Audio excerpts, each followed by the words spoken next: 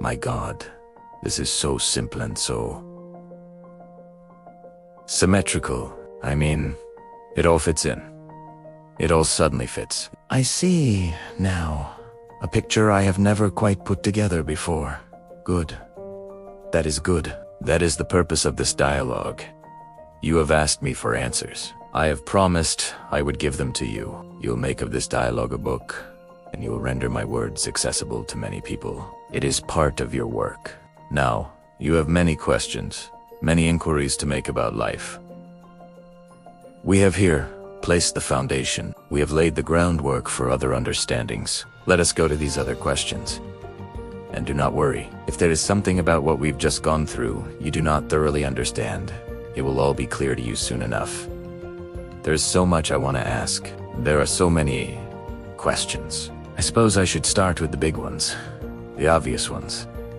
Like, why is the world in the shape it's in? Of all the questions man has asked of God, this is the one asked most often. From the beginning of time, man has asked it. From the first moment to this, you have wanted to know, why must it be like this? The classic posing of the question is usually something like, if God is all perfect and all, why would God create pestilence and famine, war and disease, earthquakes and tornadoes and hurricanes and all manner of natural disaster, deep personal disappointment and worldwide calamity? The answer to this question lies in the deeper mystery of the universe and the highest meaning of life. I do not show my goodness by creating only what you call perfection all around you. I do not demonstrate my love by not allowing you to demonstrate yours. As I have already explained, you cannot demonstrate love until you can demonstrate not loving. A thing cannot exist without its opposite, except in the world of the absolute. Yet the realm of the absolute was not sufficient for either you or me.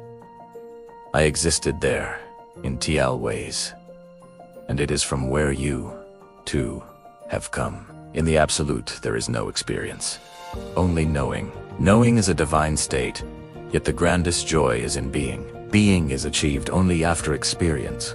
The evolution is this: knowing, experiencing, being. This is the Holy Trinity, the Triune, that is God. God the Father is knowing, the parent of all understandings, the begetter of all experience, for you cannot experience that which you do not know. God the Son is experiencing the embodiment, the acting out of all that the Father knows of itself, for you cannot be that which you have not experienced. God the Holy Spirit is being the disembodiment of all that the Son has experienced of itself. The simple, exquisiteness, possible only through the memory of the knowing and experiencing. This simple being is bliss. It is God's state. After knowing and experiencing itself, it is that for which God yearned. In the beginning, of course, you are well past the point where you must have it explained to you that the father-son descriptions of God have nothing to do with gender. I use here the picturesque speech of your most recent scriptures. Much earlier holy writings place this metaphor in a mother-daughter context. Neither is correct. Your mind can best hold the relationship as parent-offspring, or that which gives rise to, and that which is, adding the third part of the Trinity, produces this relationship. That which gives rise to that which is risen, that which is. On the other hand, you will not find the triune truth in any of life's gross relationships. The triune truth is recognized in life's subtle relationships by everyone dealing with such relationships. When discussing time, you speak of 3 times only: past, present, future. Similarly, there are 3 moments in your perception: before, now, and after. In terms of spatial relationships, whether considering the points in the universe or various points in your own room, you recognize here, there, and the space in between. In matters of gross relationships, you recognize no in-between. That is because gross relationships are always dyads, whereas relationships of the higher realm are invariably triads. Hence, there is left-right, up-down, big-small, fast-slow, hot-cold, and the greatest dyad ever created. There are no in-betweens in these dyads. A thing is either one thing or the other, or some greater or lesser version, in relationship to one of these polarities. Within the realm of gross or unsophisticated relationships, nothing conceptualized can exist without a conceptualization of its opposite. Most of your Tatuti experience is foundationed in this reality. Within the realm of sublime relationships, nothing which exists has an opposite. All is one, and everything progresses from one to the other in a never-ending circle. Time is such a sublime realm in which what you call past, present, and future exist that is, they are not opposites, but rather parts of the same whole, progressions of the same idea, cycles of the same energy, aspects of the same immutable truth. If you conclude from this that past, present, and future exist at one and the same time, you are right. Yet now is not the moment to discuss that. We can get into this in much greater detail when we explore the whole concept of time, which we will do later. The world is the way it is, because it could not be any other way, and still exist in the gross realm of physicality, earthquakes and hurricanes, floods and tornadoes, and events that you call natural disasters are but movements of the elements from one polarity to the other. The whole birth-death cycle is part of this movement. These are the rhythms of life, and everything in gross reality is subject to them, because life itself is a rhythm. It is a wave, a vibration, a pulsation, at the very heart of the all that is. Illness and disease are opposites of health and wellness, and are made manifest in your reality at your behest. You cannot be ill without at some level causing yourself to be, and you can be well again in a moment by simply deciding to be. Deep personal disappointments are responses which are chosen, and worldwide calamities are the result of worldwide consciousness. Your question infers or concludes that I choose these events, that it is my will and desire they should occur. Yet I do not will these things into being.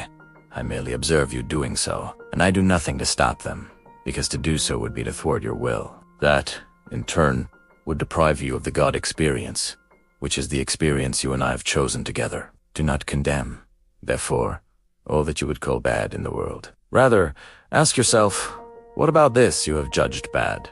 And what, if anything, you wish to do to change it? Inquire within, rather than without, asking, what part of myself do I wish to experience now in the face of this calamity? What aspect of being do I choose to call forth? For all of life exists as a tool of your own creation, and all of its events merely present themselves as opportunities for you to decide and be who you are. This is true for every soul, and so you see there are no victims in the universe, only creators. The masters who have walked this planet all knew this. That is why, no matter which master you might name, none imagined themselves to be victimized, though many were truly crucified. Each soul is a master, though. Some do not remember their origins, yet each creates the situation and the circumstance for its own highest purpose and its own quickest remembering in each moment, called now. Judge not. Then, the karmic path walked by another. Envy not success, nor pity failure. For you know not what is success or failure in the soul's reckoning. Call not a thing calamity, nor joyous event, until you decide, or witness, how it is used. For is a death a calamity if it saves the lives of thousands, and is a life a joyous event if it has caused nothing but grief. Yet even this you should not judge, but keep always your own counsel, and allow others theirs.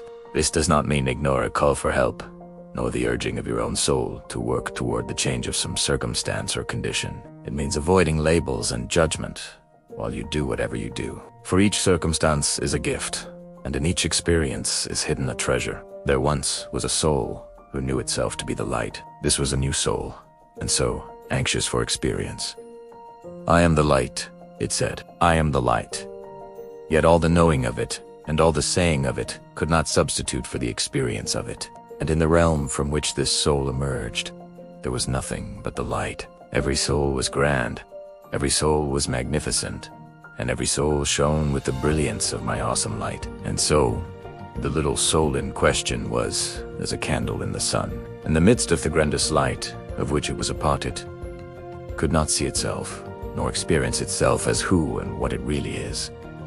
Now it came to pass that this soul yearned and yearned to know itself. And so great was its yearning that I one day said, "Do you know, little one, what you must do to satisfy this yearning of yours?" "Oh, what, God, what? I'll do anything," the little soul said. "You must separate yourself from the rest of us," I answered, "and then you must call upon yourself the darkness." "What is the darkness, oh Holy One?" the little soul asked. "That which you are not," I replied. and the soul understood. And so this the soul did, removing itself from the all. Yea, going even unto another realm. And in this realm the soul had the power to call into its experience all sorts of darkness. And this it did. Yet in the midst of all the darkness did it cry out, Father, Father, why hast thou forsaken me, even as have you in your blackest times? Yet I have never forsaken you, but stand by you always, ready to remind you of who you really are. Ready, always ready, to call you home. Therefore, be a light unto the darkness, and curse it not, and forget not who you are in the moment of your encirclement by that which you are not. But do your praise to the creation, even as you seek to change it, and know that what you do in the time of your greatest trial can be your greatest triumph. For the experience you create is a statement of who you are and who you want to be. I have told you this story, the parable of the little soul and the sun sow, that you might better understand why the world is the way it is, and the moment everyone remembers the divine truth of their highest reality. Now there are those who say that life is a school, and that these things which you observe and experience in your life are for your learning. I have addressed this before, and I tell you again.